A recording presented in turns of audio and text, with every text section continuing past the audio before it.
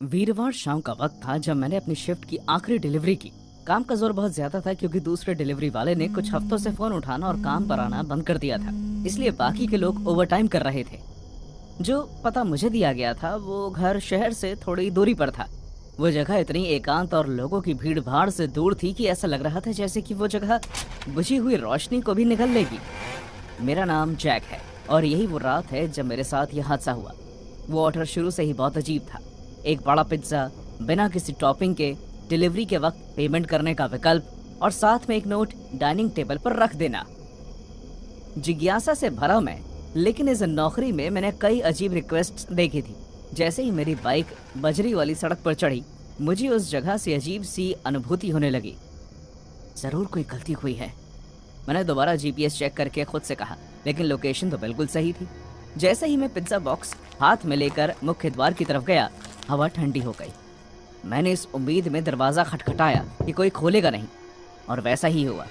कोई नहीं आया, इसलिए मैंने नॉब घुमाया और दरवाज़ा खुल गया। हेलो, मेरी आवाज़ अंदर के अंधेरे में कहीं गुम सी हो गई। Pizza delivery. कोई जवाब नहीं आया। घर के अंदर का हिस्सा परछाइयों से घिरा हुआ था। हवा में धूल के कण उड़ रहे थे। खुली हुई खिड़कियां, टूटे हुए फ्रेम्स और अजीब तस्वीरें। मैंने अंदाजा लगाते हुए डाइनिंग रूम देखा। मेरे पैरों की आवाज़ उस लकड़ी के फ्लोर पर गूंज रही थी। जैसे कि नोट में निर्देश दिया गया था। टेबल वहीं था, लेकिन वो खाली नहीं था। धूल से भरा एक बढ़िया बर्तनों का सेट वहां रखा हुआ था। यहाँ तक कि पूरी टेबल धूल की मोटी चादर से ढकी हुई थी। लेकिन सबसे ज्यादा हैरान कर देने वाली बात ये थी कि वहां पर पिज्जा बॉक्स के आकार वाली जगह एकदम साफ थी। मैंने बॉक्स वहां रख दिया। ये बहुत अजीब है, मैंने जोर से कहा और वहां से निकलने का फैसला कर लिया। और तब मैंने सुना मेरे पीछे वाली कुर्सी को हल्के से खिसकने की आवाज। मैं तेजी से पीछे बढ़ा, लेकिन वहां कोई नहीं था। मेरा दिल जोर से धड़कने लगा, पर जैसे ही मैं वापस जाने के लिए दोबारा घूमा, मैं जम गया। मुझे एहसास हुआ कि दीवार पर लगी तस्वीरें बदल गई हैं। पहले जहां पहाड़, नदी और अजीब अजीब सी तस्वीरें लगी हुई थी, अब वहां लोग दिखाई देने लगे थे, मुस्कुराते हुए, लेकिन उनकी आंखों में खोखलापन झलक रहा था। मेरे अंदर का डर बढ़ने लगा। मैं भागते हुए दरवाजे तक गया, लेकिन वो खुल ही नहीं रहा था। ये खुल क्यों नहीं रहा? मैं हाँफने लगा। मेरी सांसें कमरे की ठंडी हवा में धुंधली होती हुई दिखाई दे रही थी। मैं वापस कमरे की तरफ मुड़ा और तभी फुसफुसाने की आवाज़ आने लगी। बहुत सारे लोगों की आवाज़ें आ रही थी, लेकिन ये समझ में नहीं आ रहा था कि वो कहाँ से आ रही हैं। और फिर अचानक एक औरत ने मेरे कान में आकर कहा, खाना खत्म होना चाहिए। मैंने अपने कान बंद करने की कोशिश की, लेकिन आवाज़ मेरे दिमाग में बैठ चुकी थी। तापमान अचानक से गिर गया। सांस छोड़ते हुए टॉर्च की रोशनी में मुझे भाप दिखाई देने लगी। फिर हंसी की आवाज़ आनी शुरू हो गई। वो किसी बच्चे की हंसी की आवाज़ थी, जिसके पीछे किसी बुरे वक्त का प्रभाव छुपा था। परछाइयाँ दीवारों पर नाच रही थी, ऐसी आकृतियाँ जो इंसान जैसी तो लग रही थी, लेकिन पूरी तरह से इंसान नहीं थी। मैं पीछे की तरफ गिर गया। मेरे पीठ डाइनिंग टेबल की ठंडी लकड़ी से टकराई। मैं मजाक नहीं कर रहा, लेकिन पिज्जा का बॉक्स खुला हुआ था और अंदर पिज्जा नहीं, मांस का भयानक टुकड़ा था। उसकी सड़ी हुई बदबू मेरी नाक को छू रही थी। मैंने फौरन अपना मुंह बंद कर लिया। वो एक सड़े हुए मांस से कहीं ज्यादा था। वो बहुत ही अजीब था और मुझे घुटन हो रही थी। प्लीज मुझे जाने दो। मैं आगे गिड़गिड़ाने लगा। किसके सामने ये मैं नहीं जानता। उस औरत की फुसफुसाहट और तेज होने लगी। उस बच्चे के हंसने की आवाज भी और जोर से आने लगी। अचानक से दीवार पर टंगी एक तस्वीर गिर गई, जिस वजह से कमरा हिल गया। उस पर बिना आंखों वाला एक आदमी, बिना आंखों वाली एक महिला और बिना आंखों वाली एक छोटी बच्ची थी। और फिर तापमान सामान्य हो गया। परछाइयाँ पीछे हट गई और हंसी हवा में गायब हो गई। मैं अकेला था, या फिर मुझे तो अब तक ऐसा ही लग रहा था। लेकिन फिर मैंने डाइनिंग रूम की दहलीज पर एक आकृति को खड़े हुए देखा। एक बच्ची जो 7 साल से ऊपर की नहीं होगी। उसकी आंखें अंदर से खोखली थी। क्या तुम हमारे साथ डिनर करना चाहोगे? उसने पूछा। उसकी आवाज़ में मासूमियत और काली गहराई दोनों का एहसास था। मैं ना ही कुछ बोल पाया और ना ही हिल पाया। उस बच्ची की आंखें, ऐसा लग रहा था जैसे वो खालीपन से मेरे रूह खींच रही हो। मैं नहीं, मुझे जाना होगा। लेकिन तुम हमारे मेहमान हो। उसने अपना सर पूरा घुमाते हुए कहा। उसने अपना सर इतना घुमा लिया था कि अब उसके पीठ के ऊपर उसकी आंख, नाक, कान, मुंह दिखाई दे रहे थे। और खाना भी खत्म नहीं हुआ। जब उसने बात करना शुरू किया तो हमारे आसपास की हवा में तनाव और भारीपन बढ़ गया। जैसे कि उसकी बातों में इतनी गहराई थी कि कमरा भी उस अंधेरे से भर गया। मैंने बहुत हिम्मत जुटाकर उससे कहा, मैं इस जगह का नहीं हूँ। मैंने उससे कहा। मेरी आवाज में डर साफ झलक रहा था। वो लड़की सिर्फ मुस्कुराई। उस मुस्कान में छल दिखाई दे रहा था। कोई भी नहीं होता जब तक वो यहाँ नहीं जाते। रात के अंधेरे में गुम होने से पहले उसने ये रहस्यमय जवाब दिया और मुझे अकेले उस जगह पर छोड़ दिया। मेरा दिल जोर जोर से धड़कने लगा। मैं वहां से भागने का कोई रास्ता ढूंढ रहा था। दीवारों पर लगी तस्वीरें मुझे देख रही थी। उनकी नजर मेरी हर हरकत पर थी। मैं जहां जहां जाता उनकी आंखें वहां वहां मेरा पीछा करती। मेरे साथ छल किया गया था, इस भाव से मैं उभर नहीं पा रहा था। डरते हुए मैंने खुद को खिड़की से बाहर फेंक दिया, लेकिन टूटने की बजाय मुझे ऐसा लगा जैसे मैंने दीवार पर छलांग लगाई हो, जिस वजह से मेरे कंधे पर चोट लग गई। जब मुझे एहसास हुआ कि मैं सिर्फ एक जाल में फंसा हुआ चूहा था, मेरी समझ से परे ताकतों का एक खिलौना, तो मुझे घबराहट होने लगी। तब जाकर उस घर ने अपना असली भयानक रूप दिखाना शुरू किया। मेरे पैरों के नीचे जमीन हिलने लगी। एक महिला की जोर से चिल्लाने की आवाज पूरे घर में गूंजने लगी और उस बच्ची के पीछे मैंने आखिरकार एक आकृति को देखा। खून से लथपथ रात वाले कपड़े पहने एक मोटा आदमी चुपचाप बैठकर मुझे देख रहा था। फर्क सिर्फ इतना था कि उसकी आंखें नहीं थी, सिर्फ खोखलापन था। आओ हमारे साथ डिनर करो, उस बच्ची ने फिर से कहा। मैं हद से ज्यादा डरा हुआ था, इसलिए मैंने उसकी बात मान ली। मैं धीरे से डाइनिंग टेबल की तरफ गया। मैंने मांस का एक टुकड़ा उठाया और उसे मुंह में डालने से पहले आंखें बंद कर ली। मैंने हार मान ली। मैंने एक बाइट ली और अचानक मुझे ब्रेड जैसा स्वाद महसूस हुआ। जब मैंने अपनी आंखें खोली तो एक बार फिर खुद को खाली, धूल भरे, जीवनहीन कमरे में पाया। बिना आंखों वाली अजीब आत्माएं जा चुकी थी। उस औरत के चिल्लाने की आवाज बंद हो गई थी और मैंने सिर्फ खुद को वही पिज्जा खाते हुए देखा जो ऑर्डर किया गया था। आसपास सिर्फ शांति थी। मैं शीशे में खुद को देख पा रहा था। मेरी आंखों से आंसू बह रहे थे। इन सब के बीच एक नई आवाज ने कमरे की खामोशी को चीरा। फोन बजने की आवाज। उसका स्वर तेज और परेशान कर देने वाला था। मेरा फोन। मेरे हाथ कांप रहे थे और बहुत ही मुश्किल से मैंने फोन उठाकर जवाब दिया।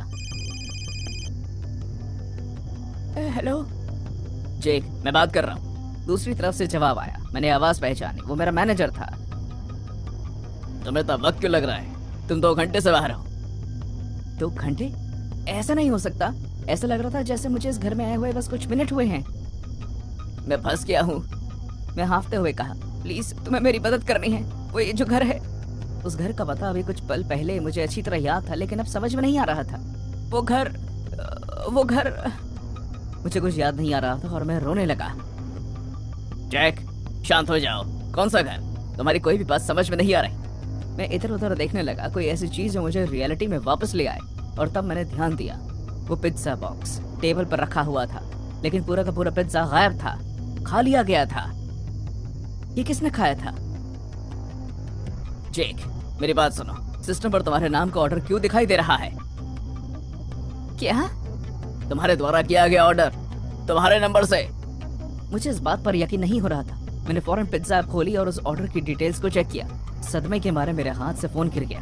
मेरा दिमाग दौड़ने लगा जैसे ही मुझे एहसास हुआ कि वो ऑर्डर मेरे नाम पर किया गया था। मैंने जल्दी से अपना फोन उठाया और पीछे मुड़कर देखा कि दरवाजा खुला हुआ था। मैं ऐसे बाहर भागा जैसे मेरी जिंदगी उस दरवाजे पर निर्भर थी।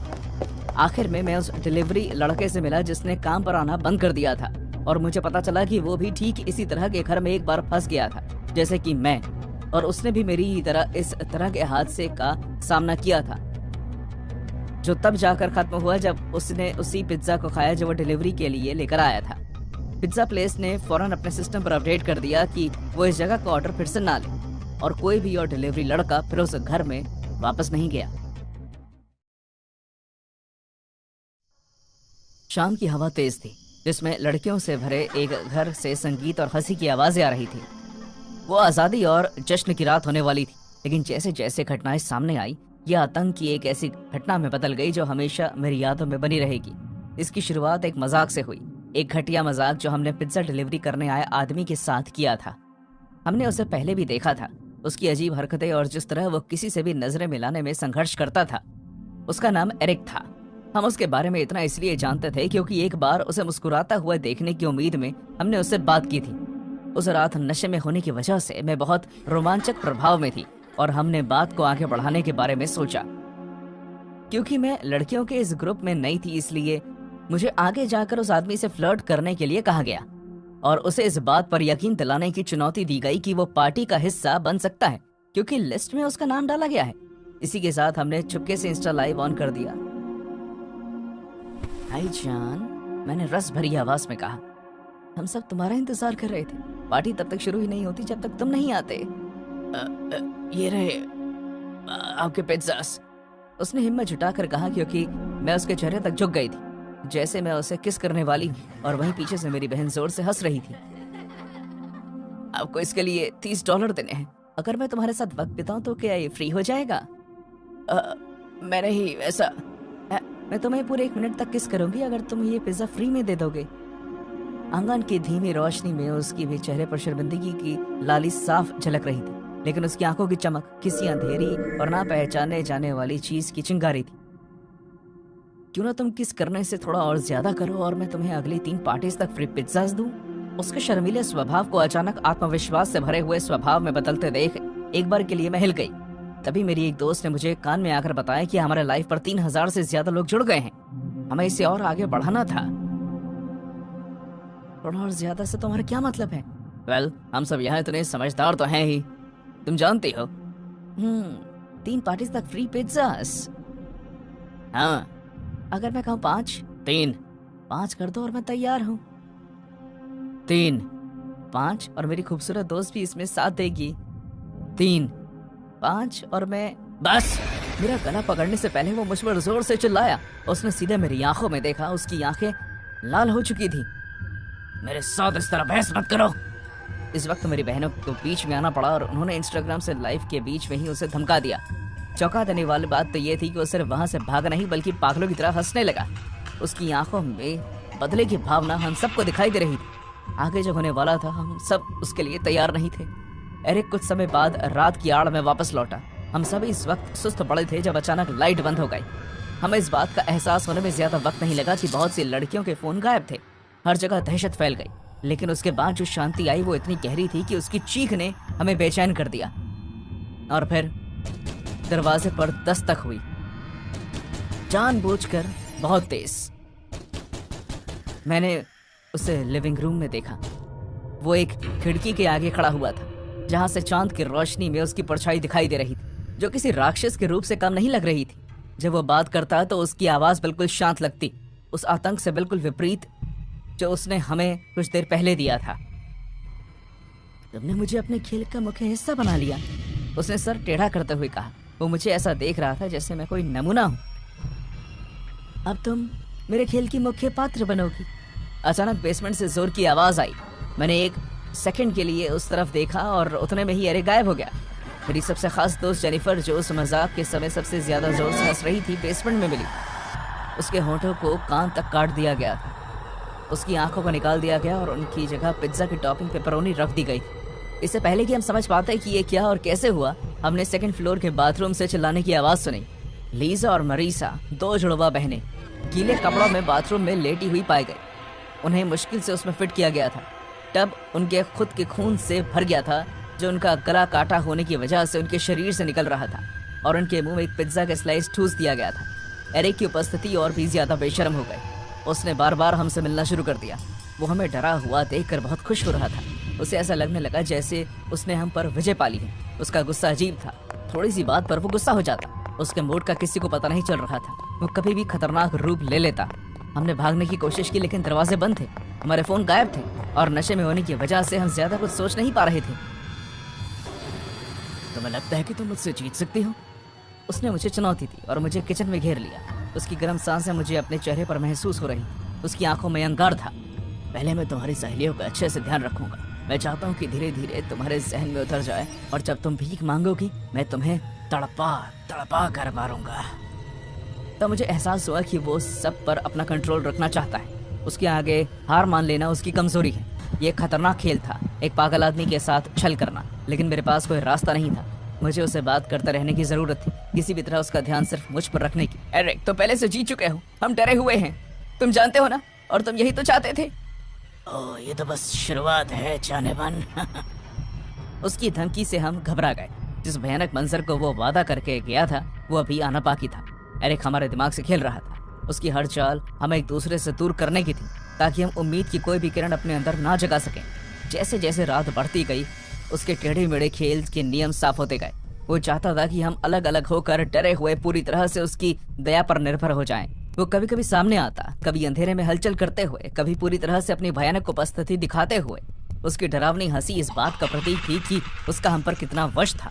उस रात का अंत होते होते हमें काफी चीजें समझ में आ गई।